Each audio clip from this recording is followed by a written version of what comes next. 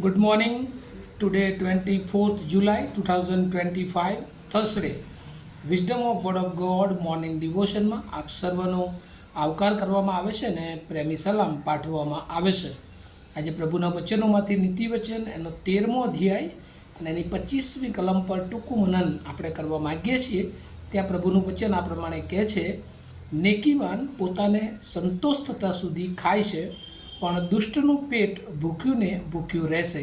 એના એવી બાઇબલ પ્રમાણે the righteous eat to their hearts content but the stomach of the wicked goes hungry. અને આ પ્રભુનું વચન છે ને આજે આપણે નીતિ વચનોમાંથી જે રેગ્યુલર વ્યવહારિક શિક્ષણ આપણને મળે છે ને અહીંયા બહુ ગજબની વાત એ લખવામાં આવી છે કે જે લોકો ન્યાયી છે એમને કેવો બદલો મળે છે. અને ન્યાયી એટલે કે નેકીવાન માણસ, પ્રમાણિક માણસ કે જે બધી જ પોતાની ફિઝિકલ નીડ એ સંતોષપૂર્વક એ મેળવે છે, સંતોષી જીવન જીવે છે અને દરેક પરિસ્થિતિમાં એ પોતાની જરૂરિયાત પૂરતું જ મળે છે ત્યારે તે આભાર સ્તુતિ સાથે પ્રભુની આગળ વધારે એ આત્મિક જીવન જીવે છે. જ્યારે દુષ્ટ જે છે એ ગમે એટલું એને મળે પણ એ સંતોષ મેળવતો નથી, કારણ કે એની પાસે જે કંઈ હોય છે એમાંથી એ સંતોષી જીવન જીવતો નથી. કેમ? કારણ કે એણે કોઈકનું પડાવી લીધું છે, એનું પોતાનું નથી અને એટલા માટે એને બીક રહ્યા કરે છે કે આ બધું મારી પાસે છે તો ખરું પણ ક્યારે જતું રહેશે એનું કોઈ નક્કી નથી. ને એટલે દુષ્ટ હંમેશા દુષ્ટતાથી જે કંઈ મેળવે છે પણ એમાં એ સંતોષ માની શકતો નથી. જો જૂના કરારમાં લેવિતિકસ એટલે કે લેવીય અને એનો 26મો અધ્યાય પ્રભુના જે વચનોમાંથી આપણે વાંચીએ તો ત્યાં એ નેકીવાન અથવા ન્યાયી માણસ, રાઇચિયસ મેન જે છે એ લોકોના માટે જે બાબતો લખવામાં આવી છે કે કોણ એ ન્યાયી અથવા નેકીવાન માણસ છે, તો ત્યાં જે ખાસ પ્રકારનું લખવામાં આવ્યું છે કે આજ્ઞા જે લોકો માને છે, જે લોકો સાબાત પવિત્ર પાડે છે, જે લોકો પવિત્ર સ્થાનની મર્યાદા રાખે છે, જે લોકો પ્રભુના માર્ગમાં ચાલે છે અને એની આજ્ઞાઓ પાડે છે, એ ઈચ્છે છે પ્રભુ એ પ્રમાણે જીવન જીવે છે અને એ કહે છે કે સમયે સમયે એની જરૂરિયાતો એટલે કે ફિઝિકલ નીડ્સ એ પૂરી કરવામાં આવશે. તો કેવી રીતે પૂરી કરવામાં આવશે ત્યાં લખવામાં આવ્યું છે કે આ પૃથ્વી પર બધાને માટે ઋતુ હોય છે પણ ઋતુ એ વરસાદ એ લોકોને જ મળે છે કે જેઓ દેવની આજ્ઞામાં છે. અહીંયા શું કહેવા માગે છે? ઋતુ છે અને વરસાદ તો બધા પર પડે છે પણ ઘણી બધી વાર એ વરસાદ એ ઘણા માટે નુકસાનકારક બને છે અને ઘણા માટે આશીર્વાદનું કારણ બને છે. અને એ જ રીતે જીવનમાં બધું જ આપણી પાસે હોય, બધું જ આપણે મેળવી લીધું હોય પણ એનો સાચો સંતોષ એ જ્યારે ઈશ્વરની આજ્ઞામાં, બીકમાં, પવિત્ર જીવનમાં જીવીએ છીએ ત્યારે જ એ મળે છે. ત્યાં લખવામાં આવ્યું છે કે વૃક્ષ એ એનું ફળ એ આપે છે.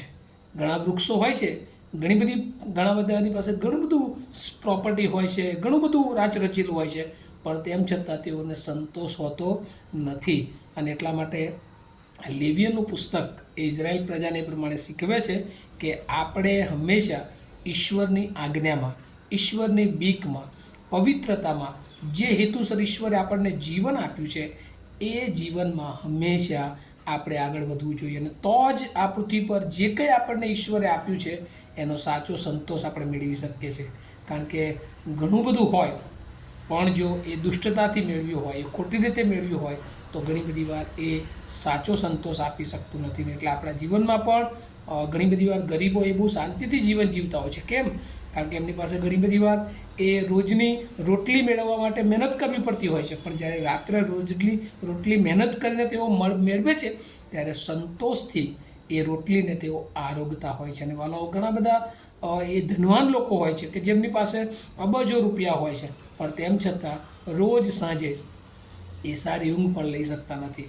અને આ વાસ્તવિક બાબતો છે અને એ બધી જ બાબતોને માટે એ આત્મિક જીવનની વાત હોય, સેવાની વાત હોય, હમણાં થોડા વખત પછી આપણે જો બધા ઇલેક્શનો થયા છે એ બધાની વાત હોય પણ એ બધામાં જો ન્યાયી અને નેકી પ્રમાણે જો તમે મેળવ્યું છે તેનો સંતોષ મળવાનો છે. નહીં તો પછી એ બધું જ મેળવ્યું છે પણ તમે એમાં સંતોષ મેળવી શકવાના નથી, કારણ કે એ ખોટા ઈરાદાઓથી મેળવ્યું છે તો ચોક્કસ એ ઈશ્વર એને સંતોષ આપશે નહીં. અને એટલા માટે જેને મળ્યું છે અભિનંદન, પ્રભુનો આભાર માનીએ છીએ, પણ જેને નથી મળ્યું પણ એ પણ હંમેશા પ્રભુને માટે એ આત્મિક રીતે આગળ વધવાનું છે. અને પ્રભુ સમયે સમયે એને આશીર્વાદ આપનાર દેવ છે અને દરેક પરિસ્થિતિમાં પ્રભુ આખરે આપણી સાથે છે. અને આ વચનો સમજવાને માટે પ્રભુ એની બહુ જ કૃપા, બળ અને સામર્થ્ય આપણને સર્વને આપે એવી પ્રાર્થના અને શુભેચ્છા છે. આવો આપણે પ્રાર્થના કરીએ.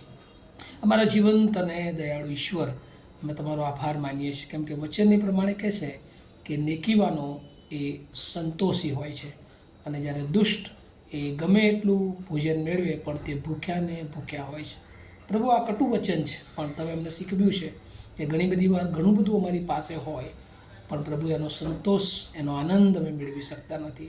અને ઘણી બધી વાર એ નેકીવાનો થોડું હોય પણ પ્રભુ તમે એને સંતોષ આપો છો. ત્યારે પ્રભુ અમને નેકીવાન બનાવો, તમારી આજ્ઞામાં ચાલવા માટે તૈયાર કરો, પવિત્ર જીવન જીવવા તૈયાર કરો, પવિત્ર સ્થાનની મર્યાદામાં અમે રહીએ. અમે કોણ છીએ, અમે કેવી રીતે પ્રભુના કાર્ય માટે આગળ વધીએ, અમે કોણ અને કેવી રીતે પ્રભુ એમને પસંદ કર્યા છે, એ બધું યાદ કરાવીને ફરી એકવાર તાજગીસભર સેવાઓ કરવાની માટે અમને સર્વને તમે તૈયાર કરો. જે વચનો જેમણે સાંભળ્યા છે એ દરેક જીવનને માટે આ બહુ યોગ્યતા છે. દેવની આજ્ઞામાં રહેવું અને દેવને ન ગમતી બાબતોથી દૂર રહેવું, એ દેવનો ઈરાદો એ આપણા બધાના જીવનમાં પરિપૂર્ણ થાય એવી પ્રાર્થના ઈસુ પ્રભુના નામમાં સાંભળો, તેનો સ્વીકાર કરો.